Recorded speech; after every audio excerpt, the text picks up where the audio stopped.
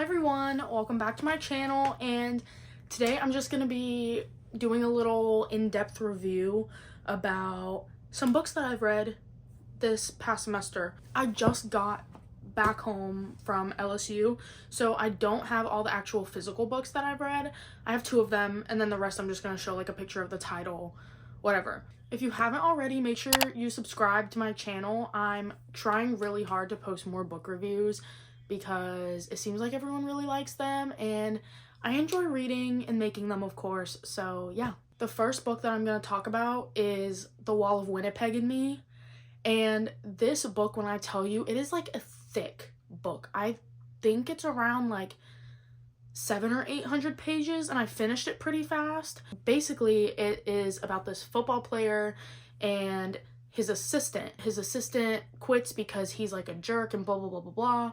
And then he wants her back as his assistant, and then the whole story is just about them falling in love and like their relationship and all that. This book was very much a slow burn. I really liked it, and it wasn't super spicy, so if you don't like spice, like super spicy romance books, then this is a great pick for you. And I think this book was really good. I am not the biggest fan of a slow burn. Honestly, I feel like for how long it is, it was just way too drawn out, but the book was still really good. I would still recommend reading it. One of my friends recommended it to me, and overall I really liked it, and yeah, it was super entertaining. The next book that I'm gonna talk about is Love on the Brain, and Ali Hazelwood, let me just tell you. So I read The Love Hypothesis, and I really liked it, especially because it was like a Kylo Ren and Rey little like fan fiction thing. And from what I know of, at least the 2 books I've read, most of her, like, she writes her books as STEM romances, which is really cool. Love on the Brain, it was good, but it's the same thing as like workplace / academic. The male character was the same, like description wise, visual wise, you know, that whole thing. And it wasn't bad. It was a good book. I just felt like, wow, this is a lot like Love on the Brain. Like, if you're reading those 2 back to back, it's just gonna feel like it's the exact same story all over again. But I read them pretty far apart. I think that's why I liked Love on the Brain more. Space them out. Like, forget about Love Hypothesis and then read Love on the Brain, because they're just too similar to read side by side, if you know what I mean. The next book that I'm going to talk about, which I read a few weeks ago, is The Spanish Love Deception. And this book, I kind of didn't know how to feel going into it. I read some reviews, and like some people were just annoyed by it, and for various reasons, whatever. And honestly, I kind of felt the same way. It was enemies to lovers, except he's loved her the whole time sort of thing. She was just so annoying about it. Like, even from the very beginning, he was doing things that, like, whenever you're reading it, you're like, oh, clearly he likes her. Clearly he's letting her know that he likes her. And then she's just like, oh my god, he hates me. And the whole back of the book, the whole summary is about him being her date for a wedding in Spain, but you don't even get to that until halfway in the book, which I thought was kind of dumb. The first half is about their background, relationship of hating each other, just them in New York and not in Spain, where the entire summary is. So it was like really rushed at the end and then slow in the beginning, which I didn't like. I also have The American Roommate Experiment, which is like within the same little world, universe, friend group, whatever. I feel like it's going to be the same sort of writing, because a lot of people are like, oh, if you didn't really like The Spanish Love Deception, then you're not going to like this. But I guess we'll see, because I haven't read it yet.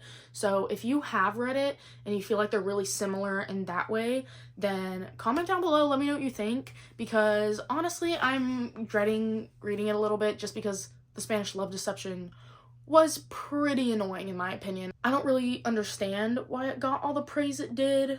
I didn't love it as much as a lot of people did, because in my opinion the main character was just way too oblivious. Like, it's okay for them to be like a little oblivious and like, oh, he hates me, blah blah blah blah, but like the plot has to pick up some pace, or else you're just like, okay, this is getting annoying, you know what I mean? So the next book that I read, I actually have it here. Here she is. It Starts With Us by Colleen Hoover.